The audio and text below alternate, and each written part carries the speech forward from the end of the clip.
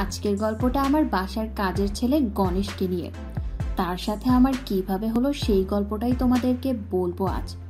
তাই আর বন্ধুরা দেরি না করে গল্প শুরু করি। এই দেখো বন্ধুরা, আমার পরিচয়টিই তো দেওয়া হলো না। আমি ইন্দ্রাণী, একটি সম্ভ্রান্ত পরিবারের বউ। আমরা কলকাতায় থাকি। আজ 3 বছর হলো আমাদের বিয়ে হয়েছে, তবে সন্তানের মুখে এখনো দেখতে পারলাম না। অনেক ডাক্তার দেখিয়েছি, সমস্যা আমার জামাই মশাইয়ের। তবুও শ্বশুরবাড়ির লোকজন কেউ মানতে চায় না সমস্যাটা তাদের ছেলের। কি করব বলো বন্ধুরা, সবারই একটি আশা থাকে সন্তান নেয়ার। হয়তো আমার শ্বশুরবাড়ির লোকজনরা জানে না আমার স্বামী কতটা অদক্ষ। বেশ কদিন ধরে একটি কাজের লোকের জন্য আবদার করেছিলাম জামাই বাবুর কাছে। এত বড় সংসার আমি একা সামলে উঠতে পারি না। তিনি তার গ্রাম মুর্শিদাবাদে খবর লাগিয়ে গণেশকে ডেকে পাঠালেন। রোগা চিকনা পাতলা শরীরের এক যুবক গণেশ। ভাবছিলাম তাকে দিয়ে আমার মা হওয়ার আশাটা পূরণ করব, কিন্তু তার শরীর দেখে মনে হলো আমার সেই আশায় জল। তারপর আশা ছেড়ে দিয়ে জীবন চলে তার মতন। সংসার করছি, প্রতি রাতে স্বামীর কাছে আদর খাচ্ছি, তবুও কেন জানি অতৃপ্তি থেকেই যায়। কেননা আমার স্বামীর আমার কাছে আসার পরই হয়ে যায়। যাই হোক বন্ধুরা, একদিন রান্না বান্না শেষ করে কি যেন মনে হলো গণেশের রুমের সামনে গেলাম। গিয়ে দেখি হালকা খোলা, ভেতরে যা দেখলাম তার জন্য আমি কোনোভাবেই প্রস্তুত ছিলাম না। দেখলাম সে বাম হাতে ফোন নিয়ে ডান হাতে কি যেন করছে। মনে সন্দেহ জাগলো। কোনো শব্দ না করে হুট করে তার রুমে ঢুকে গেলাম। সে আমায় দেখে ভ্যাবাচাকা খেয়ে গেল। তাকে দেখে আমিও তো অবাক, যা ভেবেছিলাম তাই করছে। তার ওটা দেখে আমি তো আকাশ থেকে পড়লাম। বাবা কি বড়, যেন জন্ম তার আফ্রিকাতে হয়েছে। ঠিক তখনই ঠিক করে নিলাম আমার এটাই চাই। আমি ভাবতে ভাবতে দেখলাম সে আমার পা জড়িয়ে ধরে রয়েছে আর কাঁদতে কাঁদতে বলছে, দিদিমা দয়া করে দাদাভাইকে বলো না। আমি মুখে মুখে রাগ দেখালেও মনে মনে ভাবলাম ছেলেটি আর খারাপ কি করেছে, তার হয়তো কিছু চাহিদা আছে। তারপর থেকে ধমক দিয়ে বললাম, আচ্ছা ছাড় আমাকে, তোর দাদাকে বলবো না, তবে একটা শর্ত আছে, আমি যা বলবো তাই শুনতে হবে।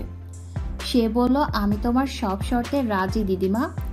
আমি বললাম, প্রথমেই দিদিমা বলাটা বন্ধ কর, আমাকে আমার নাম ধরে ডাকবি। সে বলল, না না দিদিমা, তা কি করে হয়। আমি ওকে বললাম, কেন তুই না বললি তুই আমার সব শর্ত মানবি। সে বলল, ঠিক আছে দিদিমা, আমি তোমাকে তাহলে তোমার নাম ধরে রাখবো। আমি বললাম, কই তাহলে ডেকে দেখা একটু। সে লজ্জার সুরে বলল, ইন্দ্রাণী। তার মুখে আমার নাম শুনে আমার কেমন জানি একটু অনুভূতি জেগে উঠল। আমি বললাম, আচ্ছা ঠিক আছে, আজকের মতন এ পর্যন্ত, বাকিটা তোর কাছ থেকে আমি সময় মতো চেয়ে নেব। সে এবারের মতন হাফ ছেড়ে বাঁচল।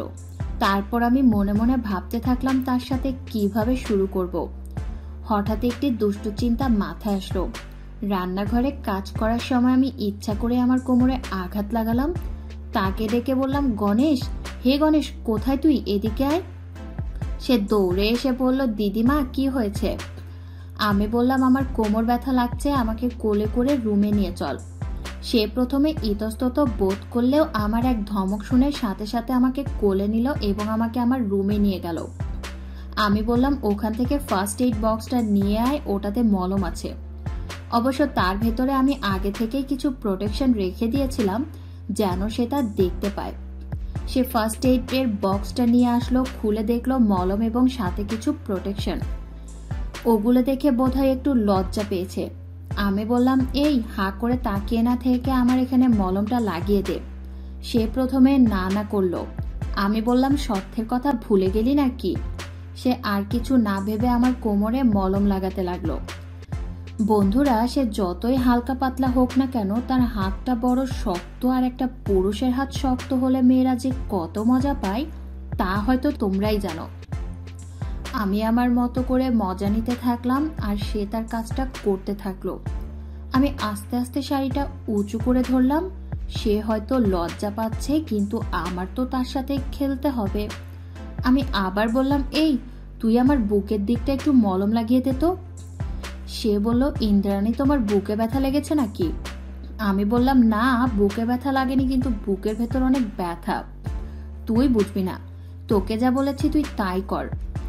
আমাকে কি বলা যাবে ইন্দ্রাণী, তোমার কিসের ব্যথা। আমি বললাম, না, এখন এসব তোর শুনতে হবে না, যখন সময় আসবে সব জেনে যাবি, তোকে যা বললাম তুই তাই কর।